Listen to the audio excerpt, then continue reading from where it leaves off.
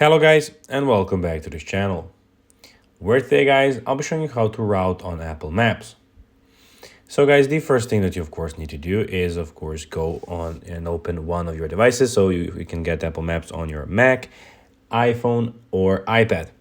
When you open them, you will have a screen looking like this in front of you. So probably not this one because this is the area where I am, but you'll have of course the area where you're at. Then you can see that you have the search bar where you can search maps. You have your profile in the right side of the screen. We have the, of course, favorites, which you can go and add, and we can drop some pins. But now, guys, let's see how you can actually go and route on Apple Maps. So use the search bar at the bottom to enter your destination. You can type in an address, a place name, or a point of interest. So you just need to go here, click on the search maps, and type anything where you want. Then tap on the location from the search results to set it as your destination.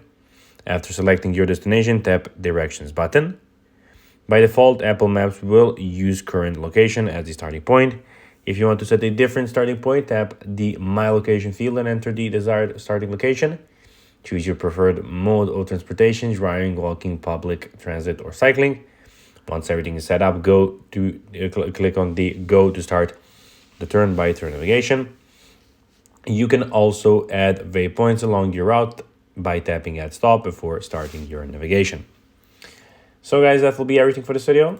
I hope that you found this video informative and entertaining, guys. If you did, don't forget to like this video, share it, subscribe to the channel, and put the notifications on, as guys, this really helps us grow our channel. So if you have a few seconds, it will be pretty cool if you could do this for us. So guys, that will be everything for this video. I hope that you enjoyed it, and guys, as always, I'll be seeing you in the next video on this YouTube channel. Until then, as always, bye guys.